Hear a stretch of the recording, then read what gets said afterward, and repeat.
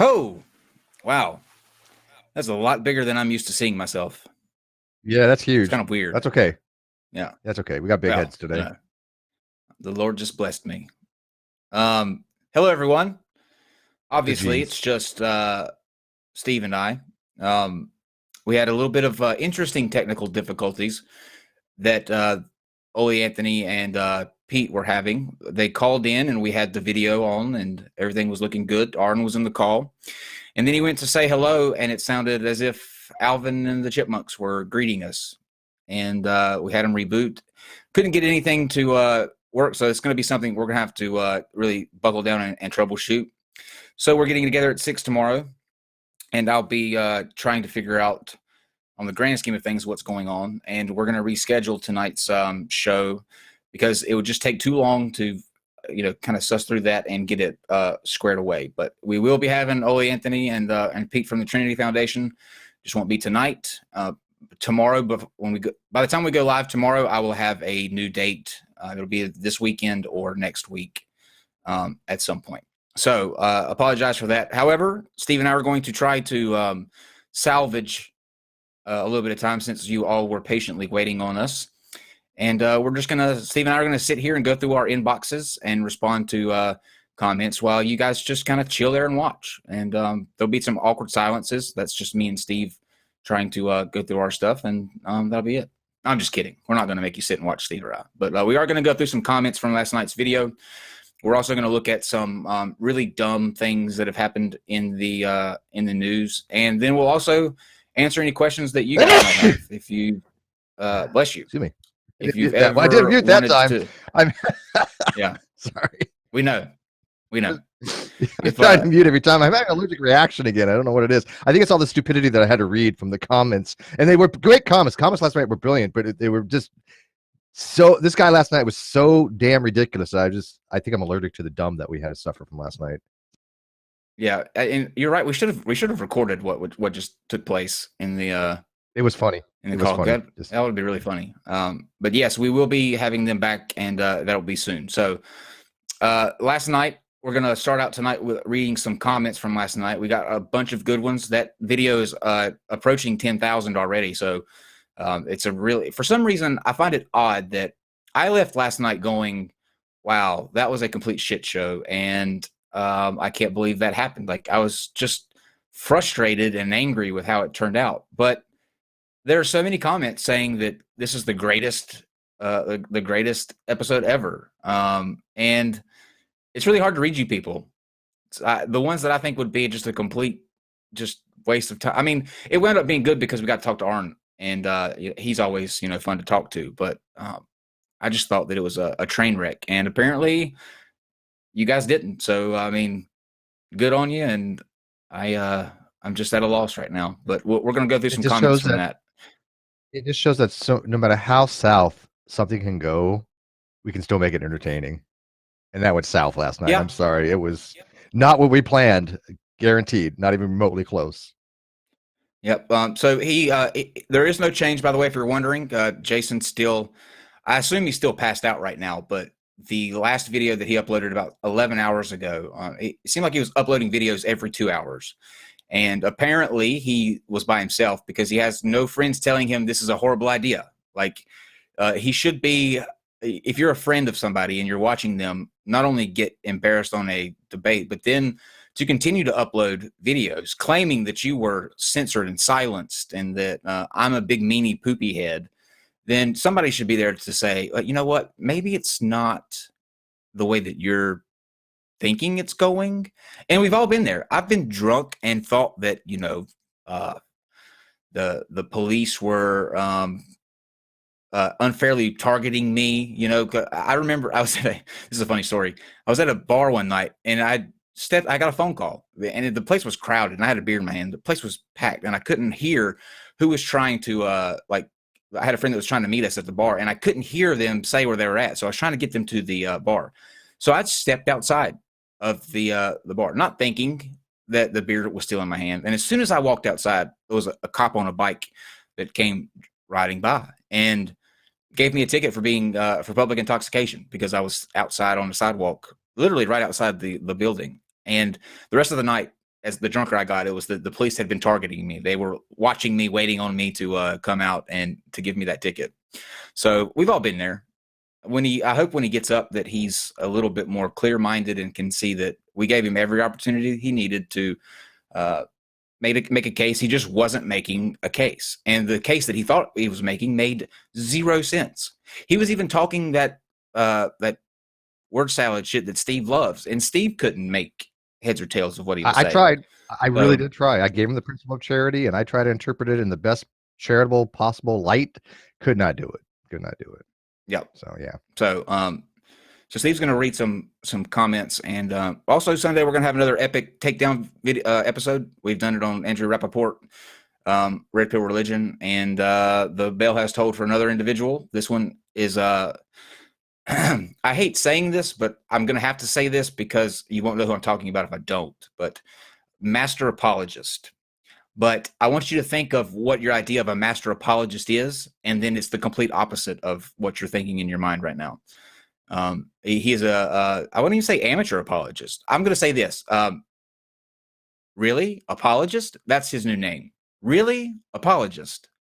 That's what we're going to refer to him as. So he's pulled some shit this week with Ocean and Mr. Atheist, and refusing to come on our show because of the performance he made last time. And we're just going to kind of go through all of that and sum it up. So without further ado, we're going to let Steve read some comments from last night while I get the graphics ready for the news headlines and see what happens.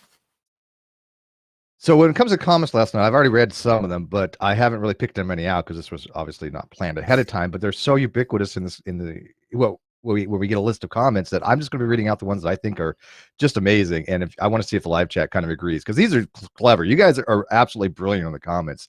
I don't have the creativity to leave this kind of shit. So props to you. The first one that stands out to me, I really like this one. This one's brilliant. From Creamy Pasta, he says, "Thank goodness for the L jump forward 10 seconds button. Each press is 10 seconds of my life I got back." Yeah, we apologize for the fact that people had to spend 3 hours last night watching that. I thought I was entertained. I'm not gonna lie. I thought it was hilarious. It went south. We made the most of it, and I got to talk to Aron for much longer than we usually do. So it worked out to our advantage, and I think it was highly entertaining. Let's see here. I'm just going to scroll through here. Total Anthony. I'm a half hour into this, and I feel my brain cells committing suicide. Amen. You know what? Not just from the one last night. There's other comments in here that I think are just as good, like the flat Earth one we had just a while back. Lego says, yes, 20 minutes in, and we have to explain basic geometry. Good start. That was from the guy that didn't understand what a tangent line is. Now, I'm sorry. I get that not on all people understand math. I get that, right? Math sucks, straight up. But if you're going to say that the Earth shape is flat and not spheroid or some kind of roundness of some type, then you have to understand what a tangent line is. I just don't see how you can make any kind of rational argument unless you understand some basic understanding of geometry. To be fair, though, I thought a tangent line was that point that is reached in my mind when you go off on one. So like in some of the things that you go on tangents about, I'm like, oh, Steve's approaching the tangent line. He's approaching the tangent line. You know what? There's actually an analogy there, right? I mean, what a tangent line would be going off from a circle. So you're going at literally 90 degrees from a line from the middle, which would be the radius, right? From the center. So it's Occam's razor, man. That's Occam's razor. That's what I'm doing now. I'm going off on a tangent. So yeah, you're exactly right. Very good, Kyle. I'm so proud of you. Thank you. And some of these I don't understand how they come about. Like this one, Melaforta. Have these people never heard of MK Ultra? Yeah, I have. I'm just not quite sure. I haven't. That was on our Ground Zero video. Is that Mortal Kombat? Is that a new Mortal Kombat game? You know what? It could be a variant, but no. MK Ultra is a mind control program that the CIA had a while back. They basically subjected people to various types of drugs, I believe LSD and some other ones, and then they kind of see if they could control them, I guess maybe for like a Manchurian candidate type thing or something, maybe. Let's see here. Jacob Boken. This channel is in love with Aron Ra. It's kind of gross. Why is that gross? What are you trying to say here? I do have an unhealthy obsession for Aron Ra. Yeah, but why is that gross? What makes it gross? Because they're stupid. I don't understand that. I have an unnatural love for Aron, and I'm straight. Why is that gross? I don't get it. And by the way, live chat, let me know how you think of these comments as well. I'm reading your live chats if I see them come up as well. Well, Aron, Kyle, and Steve were brilliant last night. Here's hoping that things go here's hoping tonight goes as good. Well, Willie, you must have just now joined us because things did not go. They went about as good as last night. We had some tech issues on their end that we couldn't overcome in time to be here on the show, and any kind of like recent or not recent. God, I'm so flustered I can't even think. In any kind of time that would be sitting around waiting for it. You know what I mean? Like it would have taken us a while to troubleshoot what was going on with their tech side. So we're just Sweet Heathen says Aron is worth loving. She'll shut the fuck up, and you better listen to Sweet, or I will time you out. Let's see here. Troy Johnson, I love hearing dumb people try to talk about physics concepts. I do too, actually. I think it's hilarious. Thermodynamics. Okay, what about it? Oh, I don't know. Okay. It's just like when they start throwing out terms like density. What's density? Oh, I don't know. What's the formula for density? Oh, I don't know. So you have no argument. You're just saying these words if there's some kind of defeater to the fact that the Earth is round. Pretty much. Let's see here. 20 minutes. Oh, this is by Jigs. 27 minutes into this, and the flat earther's brain waves are flatlining. My God, Jism is a stubborn idiot. That's from the Aron Ra Jeranism one. Yeah, we all agree at this point that Jeranism is he's just in it for the lulls and the money. He's not caring if he ever gets corrected on this because he's been corrected so many times. Right. Let's see here. This was from. Sorry about that.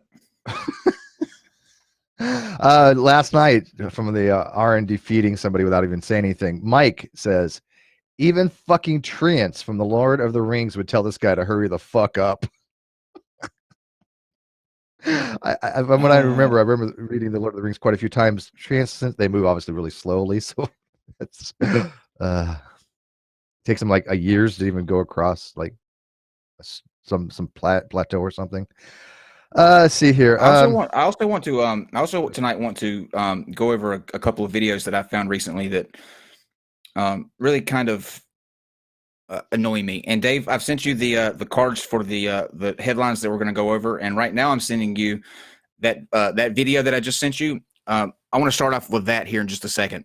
And I want to get Steve's opinion on this new fad that's going on, and because it's very strange, and I think that you'll find it very cringy. They have good intentions, don't get me wrong, but it becomes painfully obvious how awkward this can kind of be with what they're combining. So, Dave, that's in your messages now.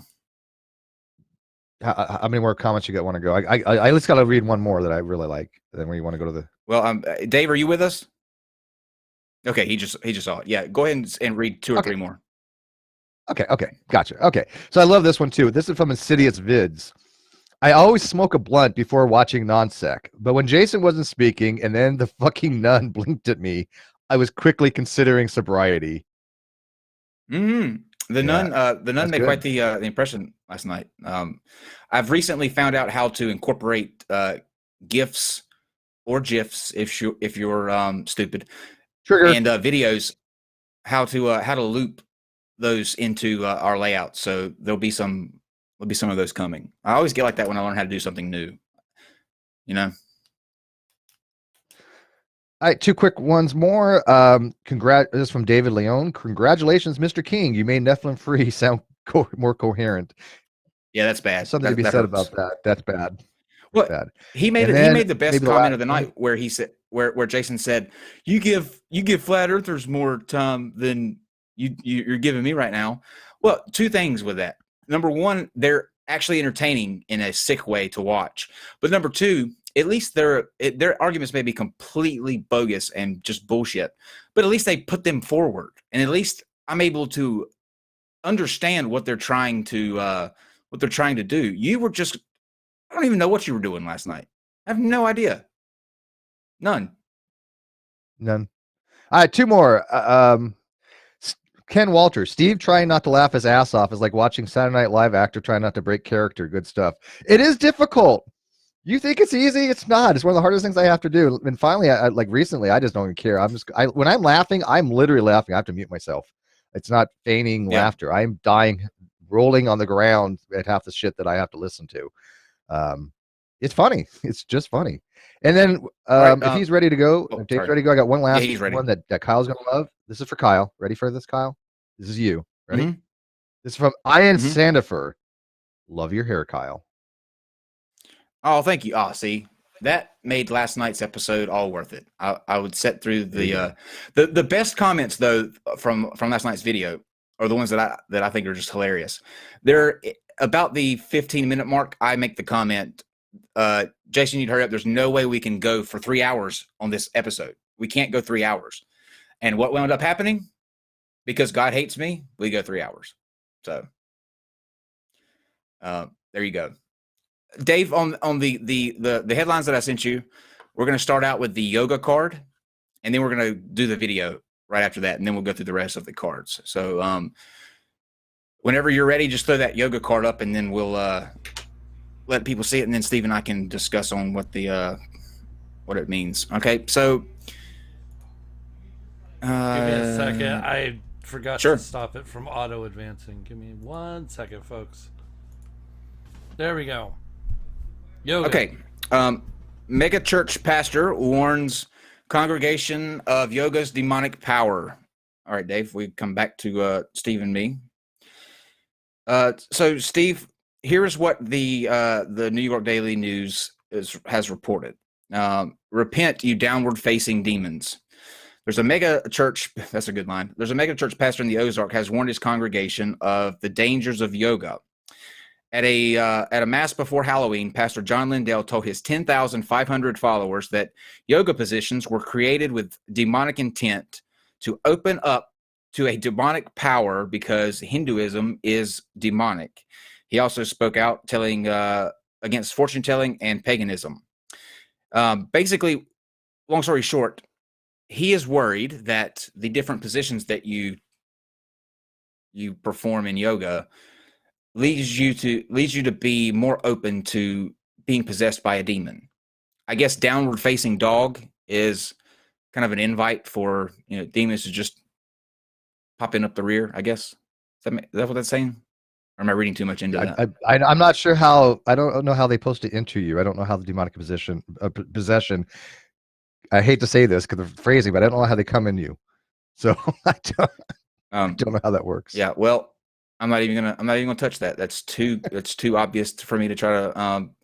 But the thing is, here's my thing: if I'm a demon, right, and I am able to enter a body, I don't think the position that you're in is going to make much of a difference. You know what I mean? Like if not, right? Whether I'm a demon, I walk through walls and I'm invisible and shit. Like you think crouching down with your ass in the air is going to stop me from coming in? If it wants in, it's going to get in somehow. Oh, that just sounded wrong. Yeah. Okay. You're going to come in one way or another. So I bring that up to say this though. Yoga takes all kinds of forms. They have steam yoga, hot yoga, all kinds of yoga. But there's a new kind of yoga that's coming out, and this one has really good intentions. I think that their heart's in the right place. However, upon execution, it just becomes cringy. And that's Steve. You ever heard of laughter yoga? I have not. Okay, so this is a support group for people who have really bad diseases or illnesses, injuries. They sign up for laughter yoga and they go, well, I'm just going to let this lady explain.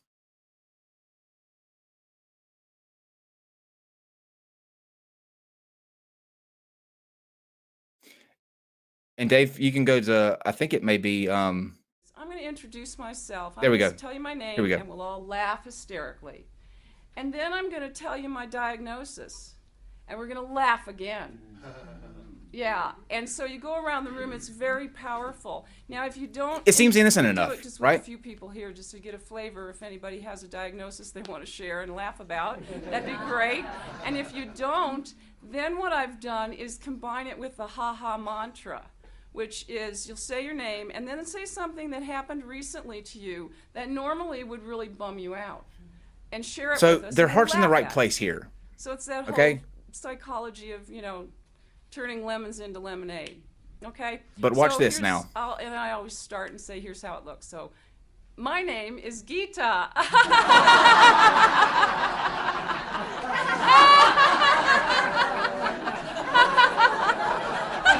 That's just bizarre. Just wait. Right here. And I was diagnosed with Parkinson's disease.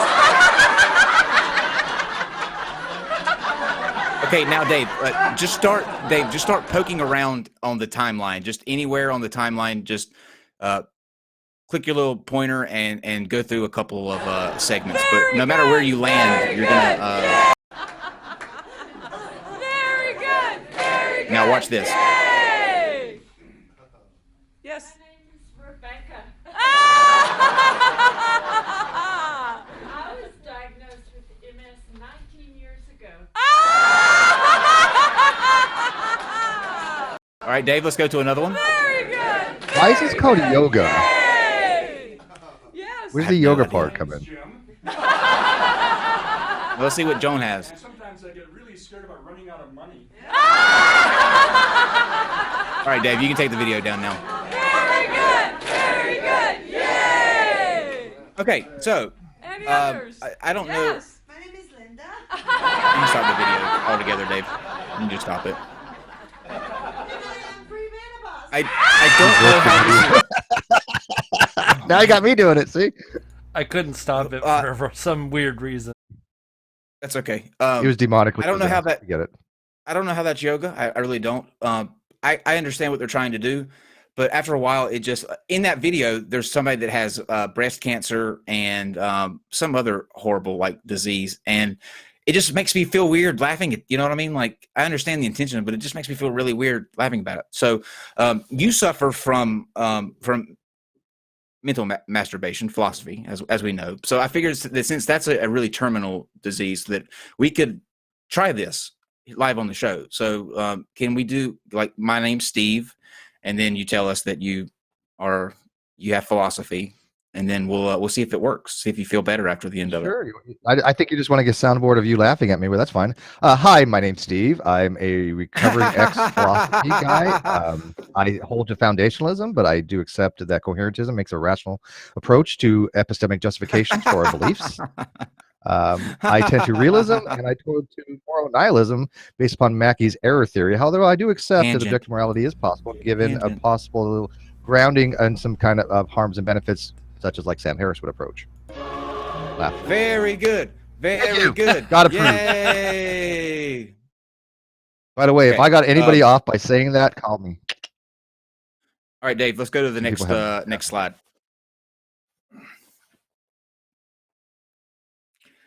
White lecturer calls cops on black student who had her feet up in class. All right, come back to Steve and me. So basically the story goes like this. A Texas university is investigating claims that a white professor called the police on a black student who reportedly had her feet propped up during a class. Student Rael recorded the incident at the University of Texas at San Diego and uploaded the footage on Twitter on Tuesday. So this happened today in class, it starts out. And Dave, well, let me see how long this video is. The professor stopped the class entirely and stepped out to call the police just because one student had her feet up on the seat in front of her. And she wasn't talking or interrupting the lecture. So this teacher saw a African-American student put her feet up on the chair in front of her, and the teacher stopped class, went out in the hall, and called the police. Now, to me, that seems like it's a abuse of 911. 911 you use in case of an emergency. All right. Number two, did they call 911 or just did they call the police? There's a difference, though. Did she call emergency number or did she call a non-emergency number? It doesn't say, but I say that because I assume that most people don't have the police's number, the police number off the top of their head. 911 is a lot easier just to call and get the police. You know what I mean? If you have an issue with somebody, usually it's 911 you go to. She may have called the police.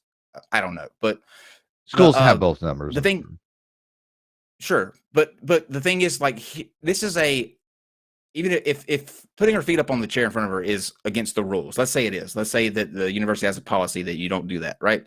That's a university policy. That is not a police matter. It is because it's not a crime. It's not a criminal act to put your feet. Like, how would you arrest somebody for that? So the teacher is completely a fucking idiot. Period. Yeah, and moreover, why does it matter? How does race come into play here at all, except for attention grabbing headlines? Probably was just attention grabbing headlines, but I mean, I don't know. With clickbait and stuff like that, I have a really different opinion of that. I don't see the big deal. Now, this is an exception. I do see a big deal about making a race issue where it doesn't exist. I do see that. However, you can't accuse them of that in this case because they don't say that. They just say it is a white professor and a African-American student, which are both factual points. So even though we know the underlying issue is that they're trying to, draw attention to the headlines, but you can't accuse them of trying to race bait because they don't say that. But just because they're factual, okay. There's something called the fallacy of irrelevant thesis, which is a really cool fallacy people haven't heard of before. Fallacies don't even come into this. No, it is. It's a fallacy of irrelevant thesis. It's actually something that might be true, but has nothing to do with the argument. It has nothing to do with the fact that she had her feet up there. So it's just irrelevant information added on for no reason. It's clickbait. It's clickbait, right? Right. Yeah, absolutely. But what I'm saying is you can't say that they're trying to make it racial because they're not saying that. They're just saying it's a white professor and a black. I think they are, but what color was the chair? I don't know. I mean, we're on the same page here. We both. If she was putting her feet on a white chair, they might have a better argument, right? We both understand that you calling out their race. They had one specific goal in mind, and that was to get more clicks on the article. Correct. Right. What I'm saying is you can't really call them out on that because they're not making it a outright racial issue. They're just saying white professor, black student. The article contains no information about the professor's, if she's prejudiced or racist or anything like that. There's nothing to back that up. Does it say if she got chastised for it or did she get scolded? I mean, this is definitely abuse of the police. As you said, there's no crime being committed here. Clearly, there's no crime. There's no statute that you can't put your feet on a desk. In a letter sent to students on Tuesday, the university's president, Taylor Igme, said initial reactions indicated that feelings of marginalization on the part of some students, especially our African-American students, are real and profound. 2 separate investigations are being carried out in relation to the matter, including one on potential discrimination and the other on classroom management. From the interest of all involved, the faculty members' classes will be taught by another faculty member, and the student involved in the incident has been welcomed back to class and offered full support in services. What they need to do is give her a footstool. That would be what I think would that would be a remedy. Yes. But if it was 911, then they would. Oh wait, by the way, I guess they did call 911. I was looking at the article. In which case it would be public record. So maybe Jamie could kind of help us find how we would access how do a FOIA. How do you get that 911 call? Because it has to be recorded. Oh yeah, that's a good idea, Jamie. A FOIA request should be able to get her. So how do we go about getting that 911 call? Because it clearly has to be available. Because it says right here, she was approached by police after someone called 911 over the innocuous behavior. Is Jamie in the live chat? And then the professor called 911. So I guess 2 people called. It looks like here. Jamie, if you're in the live chat, let us know how we would get that, because that's a good idea. We'll get that. Yeah, there would be 2 phone calls. It looks like, Jamie. Yeah, I don't know. It's just the professor has no. There's no hope for like, and in that case, you should lose your job. You know, if that's what happened, and there was no kind of threats by the student beforehand. There was no altercation leading up to her putting her feet on the back. If it was just that the professor called because she didn't like a student putting her feet on the back of a chair, then you don't need to be a professor. Like you do not have the temperament or the the the reasonable thinking skills to be able to be a professor. So, anything else on that one, Steve, that you want to throw in before we? No, I, you know what? I'm just on board with that. I think that she probably should have lost her job for something. If she doesn't have the temperament to understand or the critical thinking skills to understand that that's not a situation you call the police in, they have no business being in the classroom. I'm really thinking more along the lines of, is this person competent enough to teach my child? And that's how I view things, as my yardstick. And if she's not, they need to replace her with someone else. It has nothing to do with race, has nothing to do with anything else. It's the competency to understand when you make a decision, that decision needs to be based upon something rational. And calling the police on a student for putting their feet on a desk is not rational behavior. Right. I agree. Okay, let's go to the next one, Dave. What do we got? Oh, my face is in the way on this one. Do zombie shows lead to mass shootings? Matt Bevin thinks so. Okay, so on this story, let me pull it up real quick. You have Kentucky governor. Now, this is the governor of Kentucky. All right, I want that to be made clear. What you're about to hear is from the governor of Kentucky. So he says, gun regulation isn't in the. This is not what he says, but this is how the article starts. Gun regulation isn't the solution to mass shootings in the U.S. Kentucky Governor Matt Bevin said on Tuesday, and America's culture of death, illustrated by America's obsession with zombies and television, is more to blame. In a radio interview, the Kentucky Republican governor said that laws aren't the solution to violence, but addressing the culture of death and zombies in the media is. It starts with everything from the type of entertainment we focus on. What's the most popular topic? It seems to be on every cable news network, television, and what television shows are all about these days. What is that? Zombies. I don't get it. That's what we are. Bevin went on to say that Kentuckians are staunch defenders of the Constitution and that liberal attempts to enact gun control won't be successful. When culture is surrounded by inundated by rewards things like celebrates death, whether it's zombies in television shows, the number of abortions, there's 1,000 justifications for why we do this. So his justification for not engaging in any type of substantive discourse about gun control is zombies and abortions. Zombies. Okay, now I'm going to try to wrap my head around this, and I have not read this particular article. I haven't caught up in the news today. So let me ask for clarification from this, Kyle. When he says zombies, are we talking like walking undead, or are we talking some kind of metaphorical reference to like game playing or TV shows kind of thing? Definitely the actual zombies, the ones that come up out of the ground and. Okay, well, those are real. So yeah, I get that. I totally get that. Yeah, because I'm right now. I'm actually forming a zombie apocalypse group. I have somebody already for heavy weapons and small arms. I just need somebody proficient in crossbow. So let me know if you're down for that. Prepare for it. If anybody remembers, at the last debate roulette we had, Steve actually showed us his skills in speaking zombie. So Steve, you want to read that? Whatever's on your screen right now, a couple words in zombie, like you did when we did the debate roulette wheel.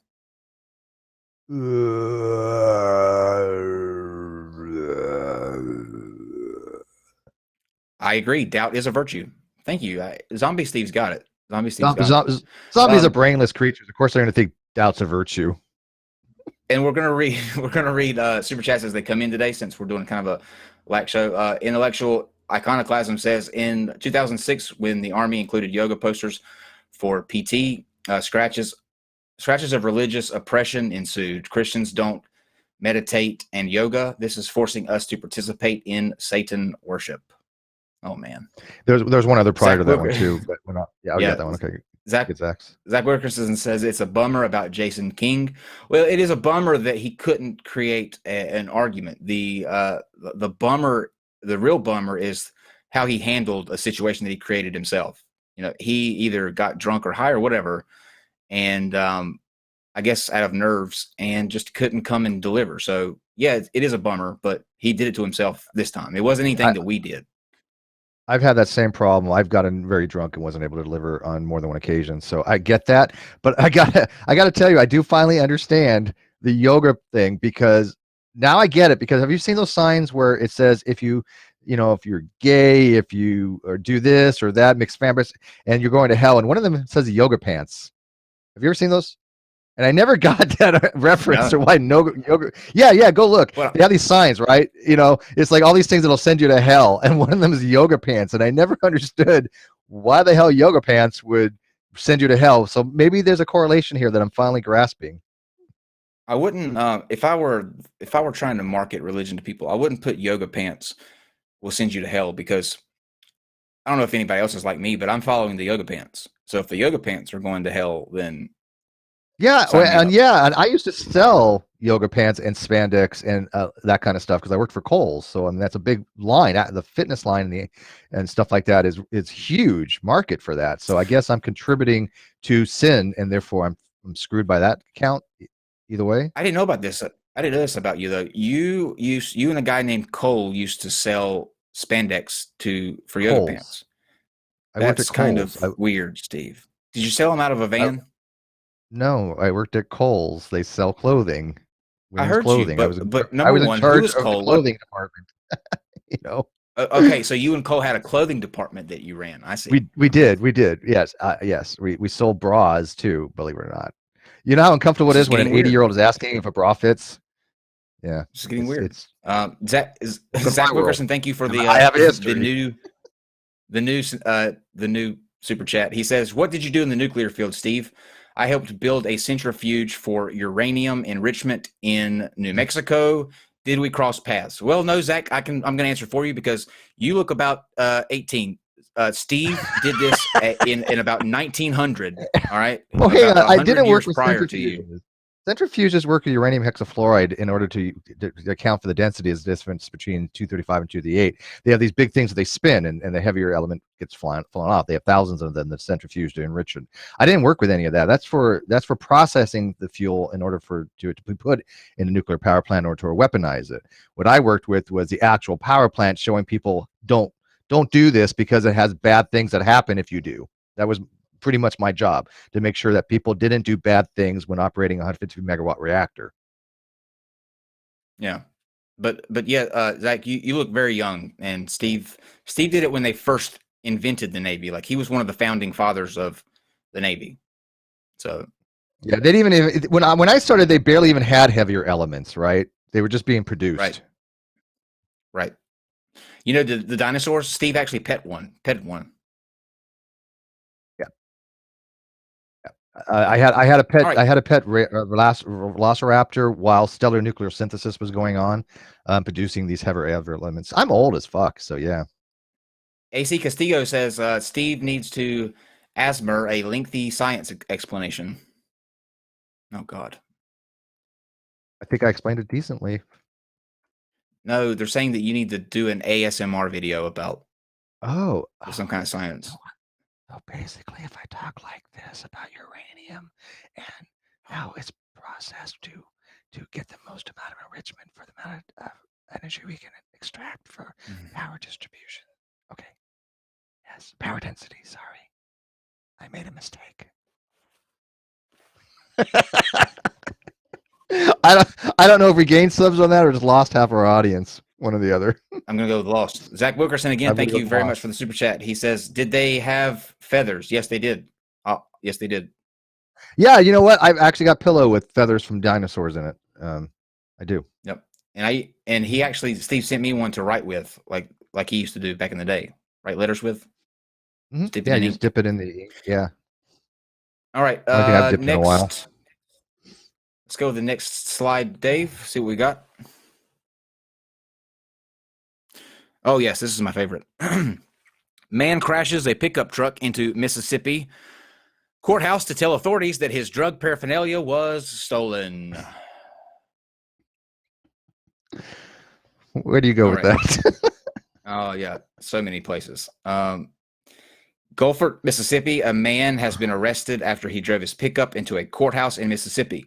News outlets reported that the Gulfport Police Department said in a news release that 28-year-old Keith Cavalier told that's a rather good name, Keith Cavalier. Yeah. Told officers cool. that he intentionally crashed into the Harrison County Courthouse because it was the best way to let them know his drug paraphernalia had been stolen. No one was hurt. Cavalier has been charged with driving under the influence and malicious mischief because of damage to the building. The Gulfport man is being held in the county jail. It was not known if he has an attorney yet. Okay, if you're at this level of stupid, this is why I say that we should enact forced sterilization. Like if this guy crashes truck into a building to let the police know that somebody stole his drug paraphernalia, which is a crime. Like if somebody stole my computer, right? I'm going to call the police or I'm going to drive to the police station. He chose to drive to the police station. But the thing I'm not going to do is continue past the parking lot, crash it into the side of the police station, and then let them know that my computer was stolen. Now, that's if something legal was stolen. This guy said that the best way to let the police know his drug paraphernalia had been stolen is to crash it into the police station. You should not reproduce, my friend. You should not ever reproduce. Did it note whether he was high as fuck at the time or not? Well, he got arrested for being drunk or driving under the influence, so I'm assuming yes. Okay. Yeah. No one sober crashes their car, and no one sober would. If your drug paraphernalia was stolen, no one sober is going to go. You know who needs to handle this? The police. But I would think it's more than alcohol, because I got to tell you, I mean, I've been drunk, and I've never had a desire to do anything stupid like that. It just doesn't make my mind altered to the point. I mean, we all do things that we generally probably wouldn't do when we've been drinking. I mean, it does lower your inhibitions, but I've never done anything so egregious in my mind to think this is a good idea ever while drinking. So I'm wondering if there is anything else kind of exacerbating. I don't think it was drinking. They just say he was driving under the influence. That could be the influence of anything. Yeah, it could be anything, right? Did he? But the actual thing I want to know is, did he get his paraphernalia back? Oh, obviously, yeah. And they let him have it in the. They probably took it to him in the cell. Yeah, because the police are good. Good. I mean, I like a happy ending. And that happens all the time, though. There are all kind of stupid criminals that call the police when their drugs are stolen, or when somebody the most prevalent one is when you go to get weed or something and you pay the guy and you get like oregano in a bag or baking soda in a bag.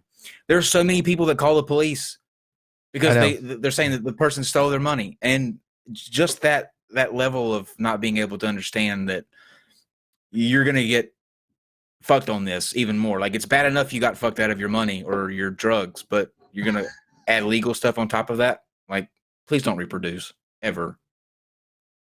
And it happens more than once. I mean, you think it's an isolated incident, but actually, no, it's kind of common for people.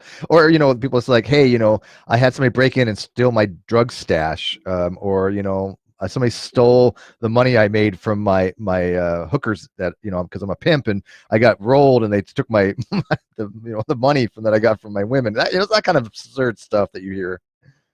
Yep. I don't get it. Like you have to be some kind of stupid, and it's hard for me to feel bad for those. Usually I'm on the side of, like, I think there are things that people get hemmed up for that are ridiculous. You see it a lot in these First Amendment audits where people will they do something simple, or the police officer's trying to get them for something else when they're just pissed off that somebody's filming or whatever. But this is an example of a time where they're just so dumb they need to be in jail. Like, those people need to be locked up, secured, where they can't have access to other people or things, because that's how trouble happens. If you have somebody that's dumb enough to call the police because your drugs were stolen, there's no telling what other kind of stupid choices that they're making.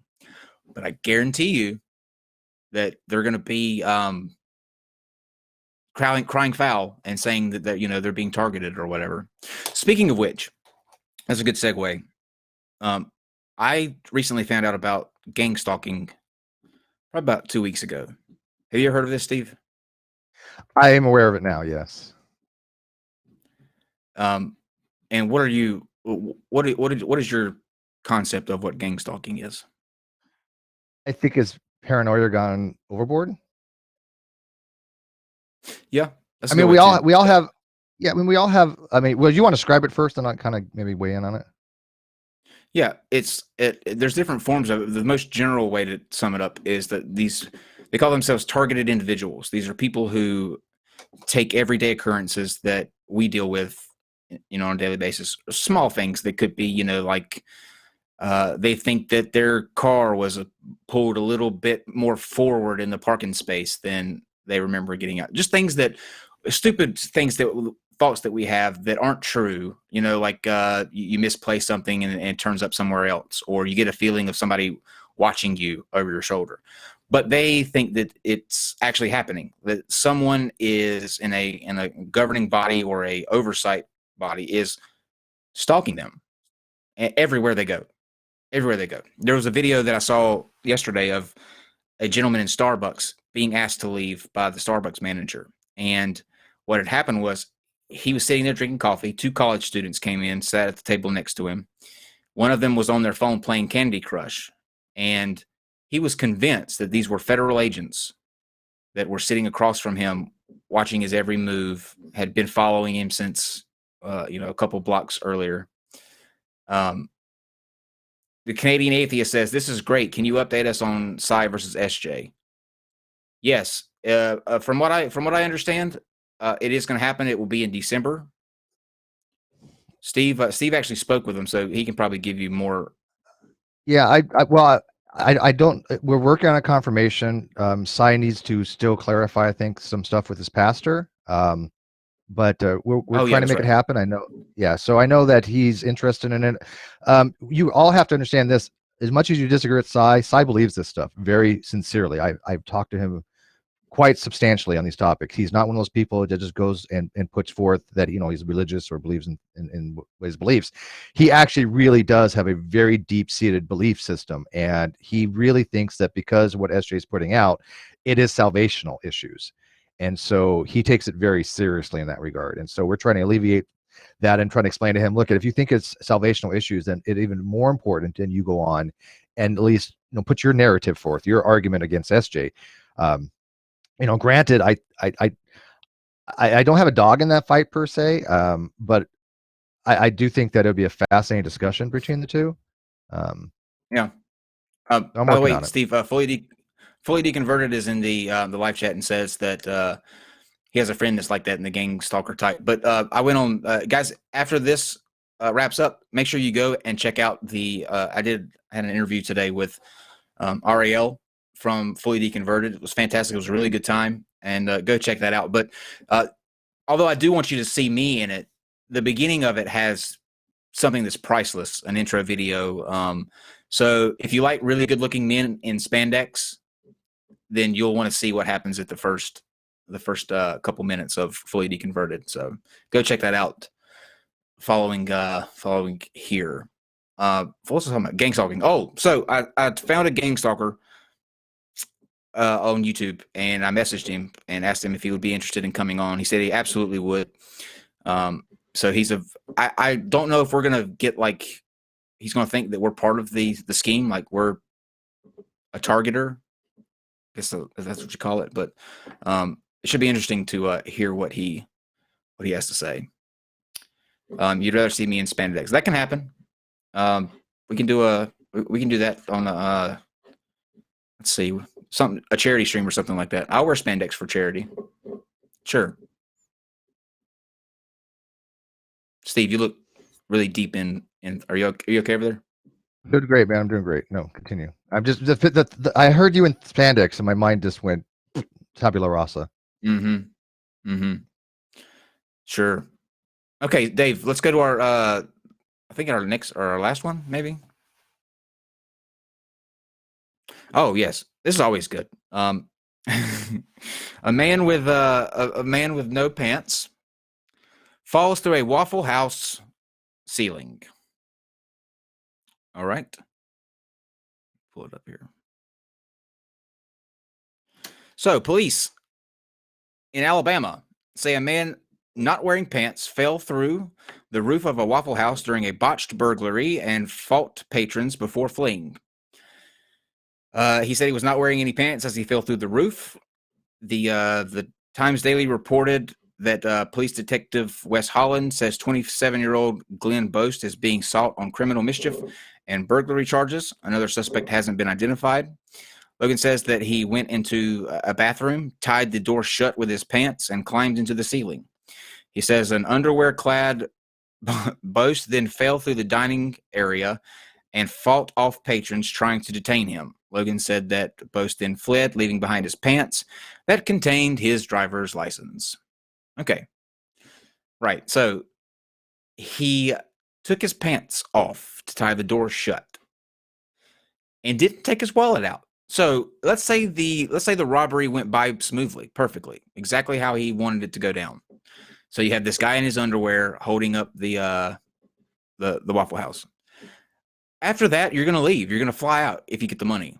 Your driver's license is still going to be in your fucking pants. You can't get them because you tied the door shut. I'm not sure how. I'm trying to visual. Okay, I don't know why I'm trying to visualize a guy breaking into a Waffle House, tying his pants like that. He's trying to rob the place. Yeah, no, I get that. It's just the visual. I'm trying to understand. Okay, so he literally fell through he was on the roof, and he fell through the roof. He crawled up into the ducting. I'm assuming the vent probably gave way, so he went to the bathroom, took the right. Oh, okay. Went through the vent. Okay.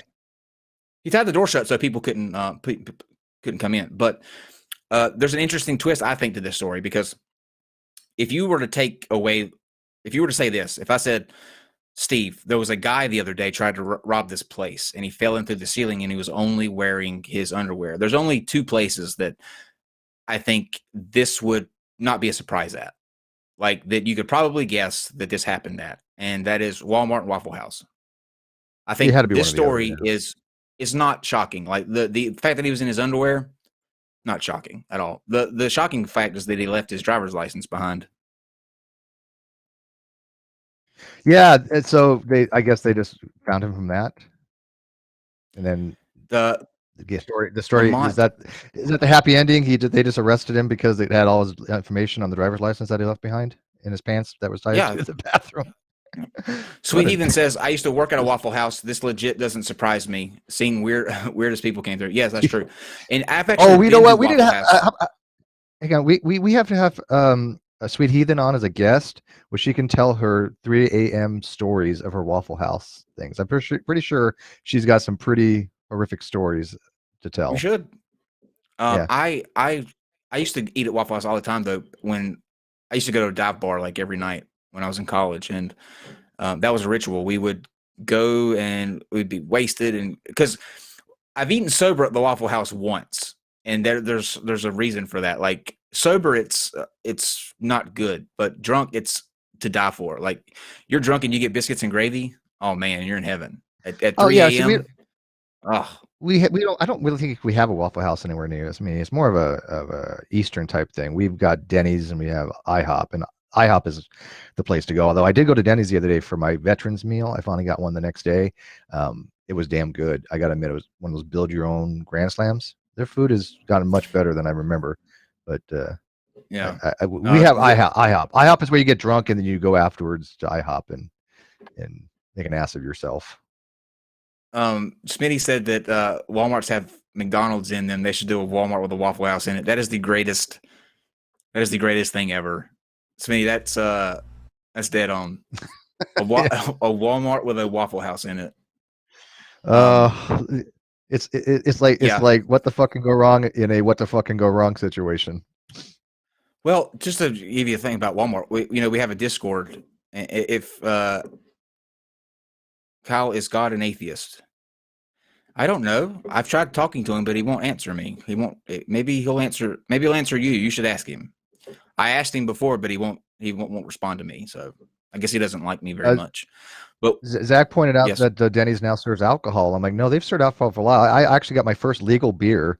Not that I ever had underage drinking, because I would not advocate for that, and I can neither confirm nor deny I ever had anything to drink prior to age 21. Well, actually 18 in the military, but I had my first legal drink at 21, Alpha Base, at a Denny's actually.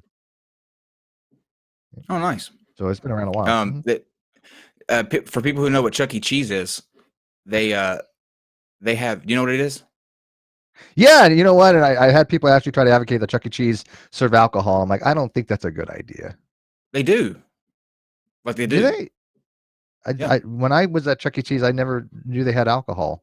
I don't think it's a good You idea to can buy have pictures of alcohol. beer there. Really, Well, at I think Chuck it E. is. Cheese? It's a kid Yeah. place. I don't Yeah. know. Because You know what? Because you have maybe you need it for the kid. Yeah, you need it to deal with all those kids running around. right. Yeah, I Yes. get that, maybe. It Okay, keeps I can parents in there understand that. longer. It keeps parents in there longer. They do a really good thing, I think, now, and this is genius whoever come up with this. But Chuck E. Like when you go in there, I used to be a big brother. I had a or where you adopt, not really adopt, but there's kids out there that are a bad great home program. or so I adopted this little kid named Trayvon, and he had never been to Chuck E. Cheese. And the first time that I met the kid, I went over to their house, and you introduce the people at Big Brother introduce you to the kid, and you're sitting there trying to get to know each other, like, well, what do you like? What's your favorite cartoons, all this other kind of stuff. And so I asked him, I said, what's one thing that you've always wanted to do, but you haven't done yet? And he said that he always wanted to go to Chuck E. Cheese because he heard how his friends would talk about going there. And so for like 2 months straight, every Saturday we would go to Chuck E. Cheese. And they, about midway through is when they started implementing a thing where when you come in with a child, they stamp you. They give you both like an infrared light stamp, and your stamps have to match when you leave the place. So that way somebody can't walk out with someone else's kid, because each person gets like a unique stamp to them. And I just thought that was genius to cut down on that kind of thing. But yeah, I used to have a little brother, and I haven't heard where's Trayvon now. I don't know. You sign up for the program for 2 years, and I did the 2 years, and him and his mother moved to Michigan. So I haven't, and the kid was, he was in first grade, I believe, real young guy, as a kid. And, but yeah, he was the sweetest thing on the planet. He would just talk and talk and talk and tell me about what he did that week. And, I hope he's doing well. Like, I hope he's doing really well. His mom seemed to really have her eyes on him and like making sure that he stayed on the straight and narrow. I think that they just had with his father or whatever. There was some issues there, but he had gotten put in prison, and I don't know what happened to him after they moved, but I hope he's doing well. So Trayvon, if you're watching, give me an update. Make me feel old, please. Okay, let's see.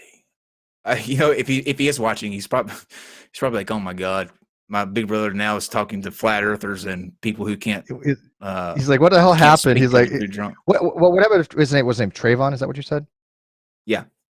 Yeah. What happens if he became a flat earther? Would you be like, oh my God, I had such a bad influence on him that he went? I taught you better than this. Yes. We would go back to Chuck E. Cheese, and we would sit in the ball pit, and I would explain how the earth is a lot like the balls that we're sitting in. That would probably work. Yep, I think so. Okay, I think that's all the slides I have, Dave. Right? Yeah, it's all the slides there are. Okay. Well, you guys, if you guys have any questions, we'll turn it over to you. Sorry that we kind of did something off the cuff here tonight. It's a little outside of what we usually do, but when you have literally 5 minutes to throw something together, this is what you get. There was just a lot of people sitting waiting. We felt bad just kind of saying, fuck off, we're not going to have a show. So here we are, and that's what it is. Steve, while we wait on questions, do you have anything else that you want to add? Only, only I'll kind of throw in that one reason I got distracted there a minute ago is that Mr. Matt Dillahunty was trying to correct me on something, and I'm recorrecting him, and so we might actually have an engagement on the Non-Sequitur show with him and I, possibly on something. If not, I don't mind talking to him off air on certain things because I think Matt is a brilliant person. I love listening to Matt Dillahunty. I take walks and I listen to Atheist Experience all the time. However, I think that he's epistemically incorrect on certain things, and I'm happy to have a conversation with him. I'll take on anybody. And so that I got sidetracked there for a second because I had Matt Dillahunty message me, and I wasn't going to put him on hold there for a second. But that would be a cool discussion if I got Matt on here, just him and I. Would you like that, Kyle? There are people already on Twitter saying that should happen. Yeah, it was on Twitter, so people are like talking in that right now about that. What just transpired? So, yeah, yeah. I think it'd be good. I think that yeah, and I was on the Atheist Community of Austin's Discord yesterday with a Q&A, and it went really well. I had a really good time. So got asked some really good questions, and I've been real fond of the ACA. I mean, I may not agree with them all things, but I stand for what they stand for, kind of thing in the big picture, and so I definitely consider them an ally. And they want me to come on, even do a guest spot host on a couple of their shows, like Objectively Dan wants me to talk on Truth Wanted, and I would be thrilled to do that. Kyle, I'm sure, would be thrilled to do that. So yeah, we might branch out in those regards. We have Objectively Dan coming on here sometime in December. Yeah, I keep messing with Dan. I'm like, who are you, Dan? Refresh my memory. I like Dan. Fully Deconverted says. Yes, fully deconverted says, Kyle, I will stamp our hands on our next filming experience in person. Yes, I found out that Ariel lives literally right next door, so we're gonna get together and do something live. Shit, really? And that's why I'm blushing right now. Actually, oh, I think with Ariel, it's just tramp stamps. Well, you just were interviewed. I had my discussion with Ariel the other day on a topic of the argument that I'm running, that even lack of belief atheists have some kind of burden of justification or burden of proof. And I got to tell you, Ariel, if I'm further deconverted, is one of the best interviewers I've had to engage with. So if you haven't checked out his channel, go check out. Oh, he's pretty as fuck. Yeah, he's a pretty guy. I'm not gonna lie. I'm really kind of envious. He's articulate, intelligent, talented, and good looking. You know, everything that I aspire to be. So fuck him. He's such a Chad. He's such a Chad. He is a Chad. He's a total Chad. Such a Chad. Yeah, whatever. And right below that, do you guys have a date on the show involving the woman who is getting engaged to the ghost? I'm trying my best to get her to give me a date. I've spoken with her a couple times, and she's very wishy-washy. And it's like some people you deal with doing this, they'll tell you like at the beginning that they want to do it, and then as you go into talks, they either get cold feet or they back out. But I am trying like hell to get her. She seems nice enough. I can't tell if she's full of shit or she really believes this, but if you don't know what I'm talking about, we started at the Smoking Nun I think 2 weeks ago. We did a news story about a lady that has had sex with 20 ghosts, and she just got married to one. Yeah. Yeah. Well, so that's one of those cases where death to your part doesn't really mean death to your part, does it? The one that made the news, though, the one that she married, was the one that she got into the Mile High Club with. She claims to have had sex with a ghost in an airplane bathroom. Totally legit. By the way, Tal Ceti Alpha just said he wants to see Objectively Dan versus Allegedly Dave. That's good, actually. That is good. That's Tal, that's really good. Yeah, Tal, I like that, actually. We could work Fully with that. Deconverted is in the running with Seth Andrews as having the sexiest voice in the atheist community. Yeah. Ooh. I mean, I love Ariel to death, but I mean, Seth Andrews just has that voice is just gold. The voice does. Now I tell you what, let's take Seth Andrews' voice and Ariel's looks, and you put them on there, YouTube would crash. It wouldn't be able to handle that much sexiness. I don't think it would just be nothingness. We would not have YouTube anymore. Maybe if they had boobs. Maybe they had boobs. You gotta have boobs to have the ultimate sex. You know what? I'll even agree with that because even gay people like boobs. Yeah, exactly. I'll go with that. I might be willing to work with that. Okay, so as far as upcoming shows, the next week, the 21st, we have Miles Powers will be with us.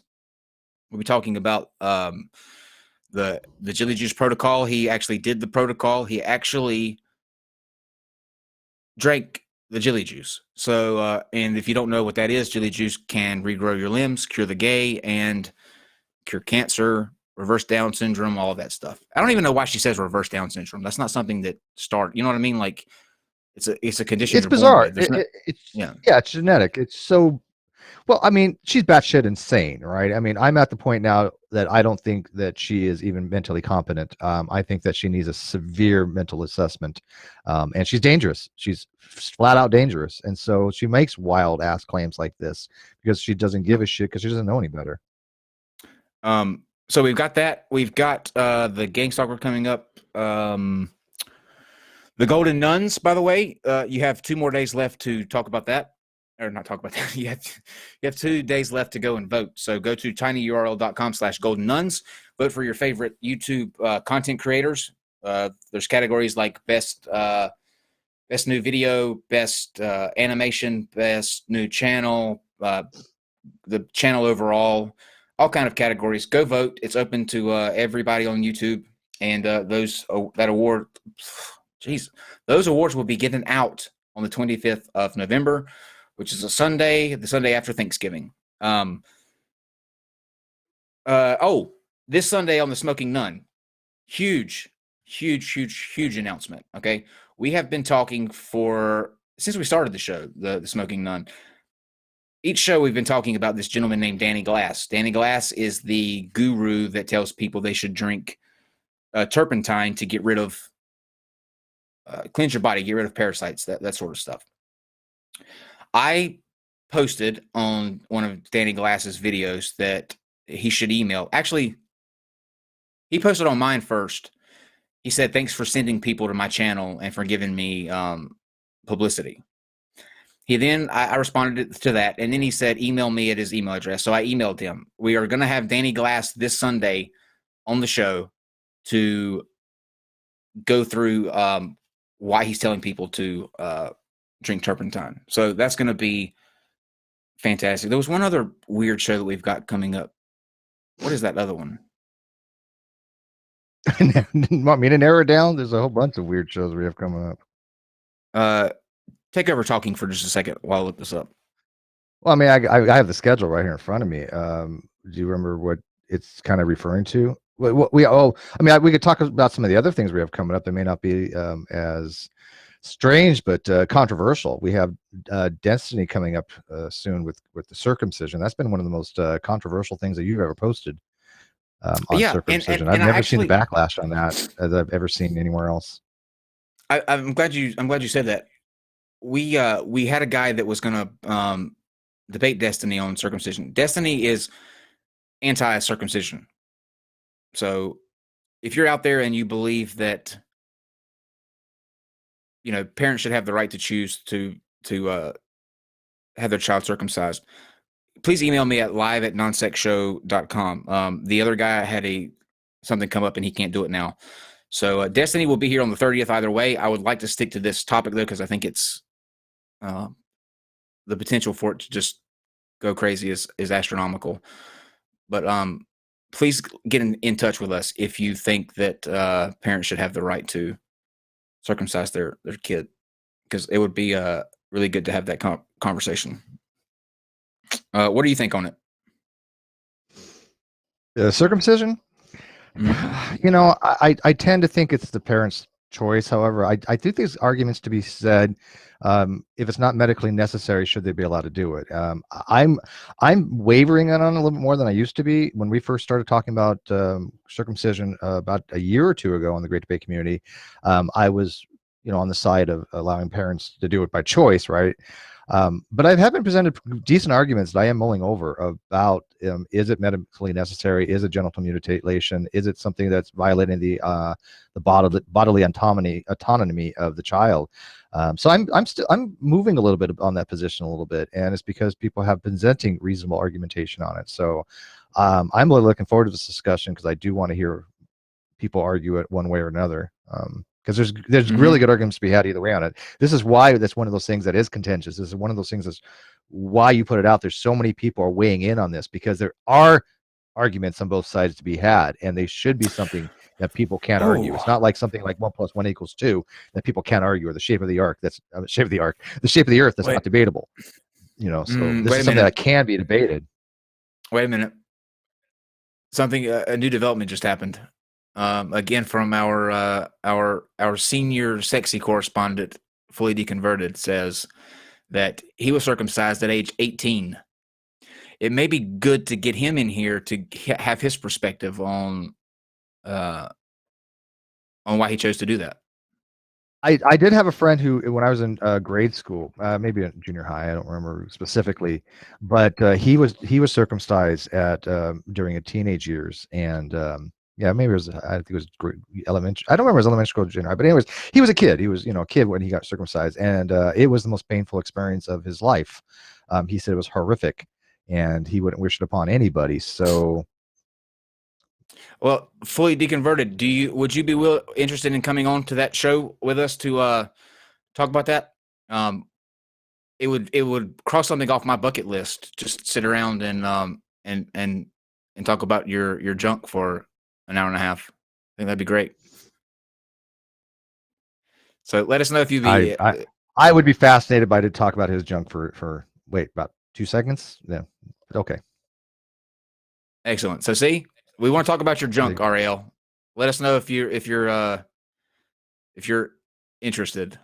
I think that'd be really cool though. So we have a discussion on should parents have the choice, and then get a take on somebody that wasn't circumcised but then chose to have that done later on in life.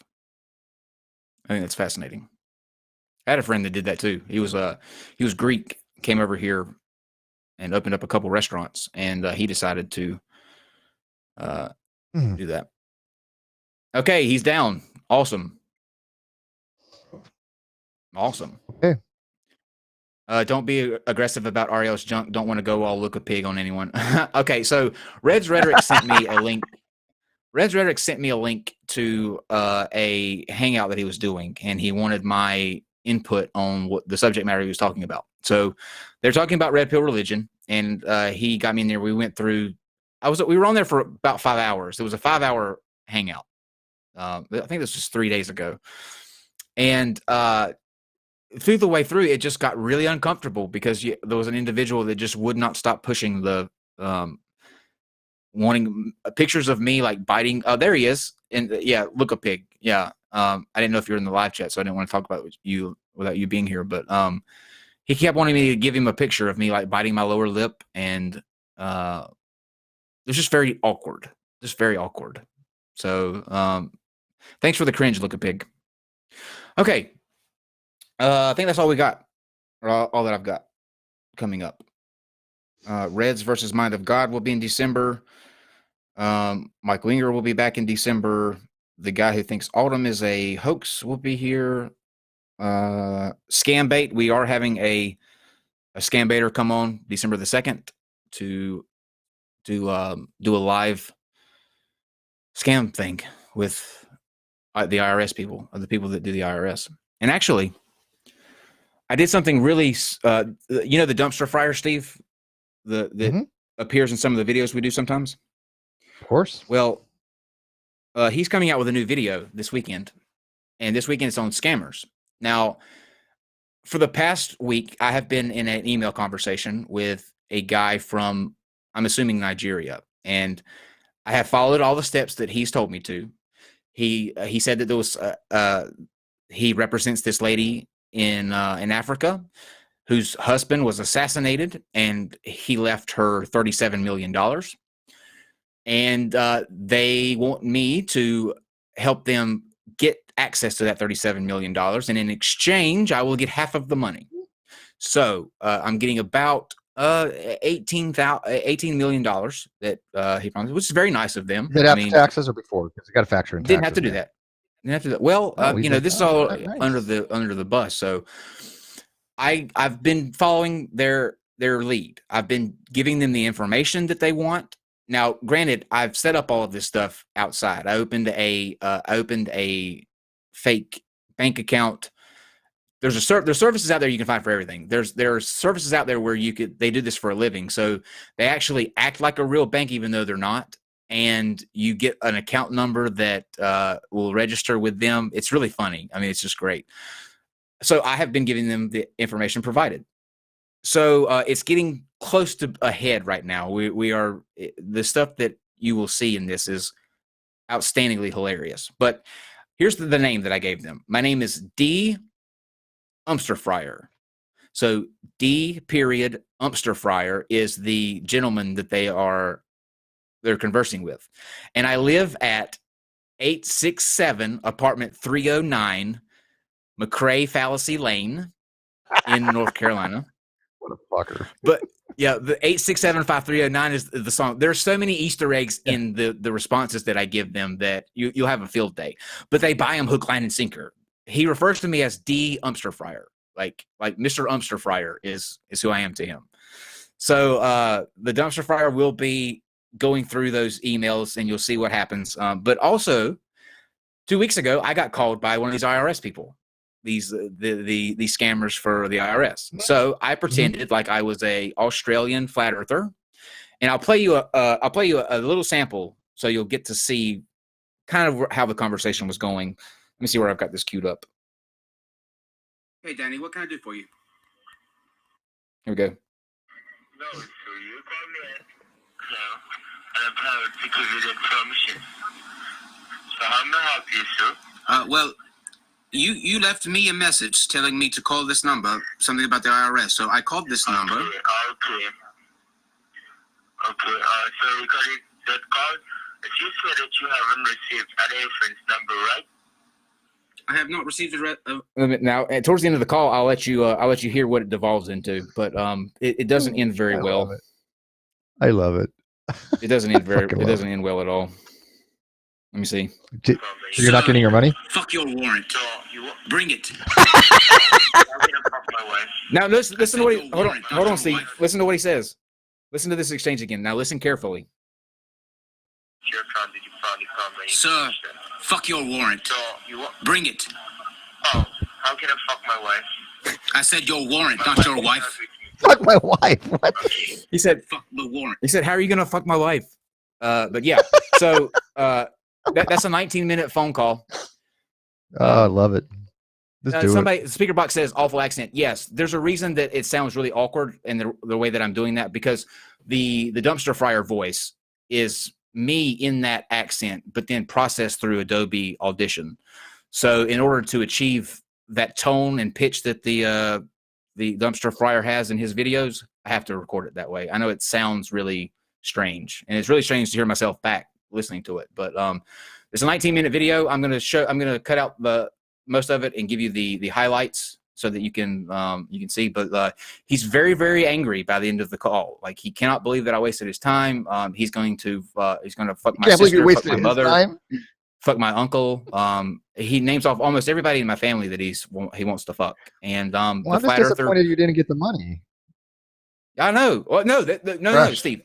That's why the video is on scams. These are two completely different things I have going on. I have the scammer. Oh, okay. So the IRS is the other thing. Okay. And this is because the IRS calls and they keep they say they're from the IRS and they say that you owe back taxes and shit like that. Yeah.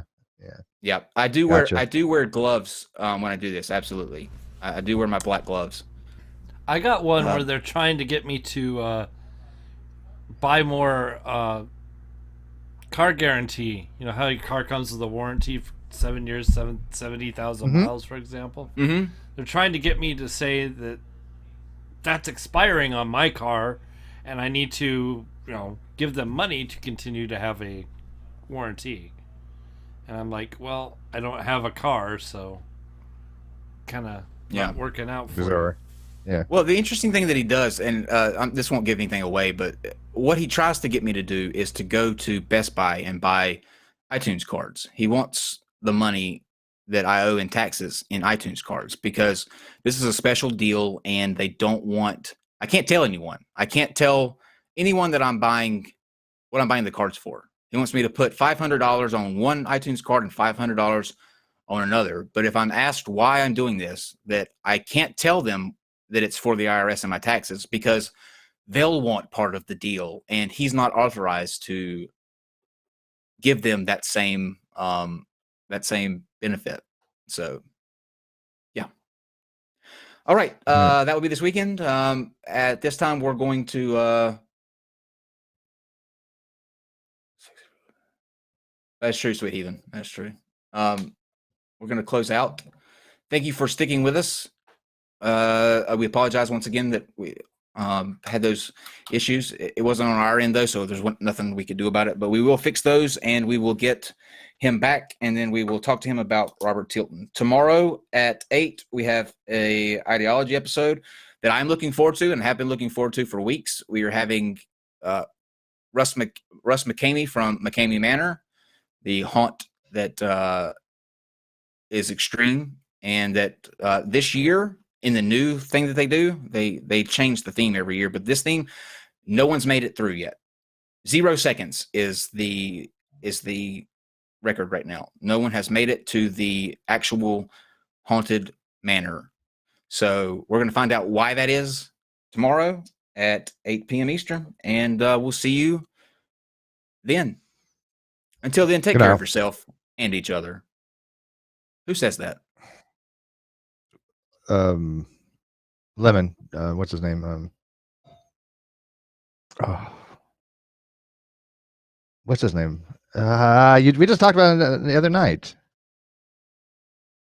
I don't know. While we figure it out, Dave, take us out. Non sequitur. Your facts are uncoordinated.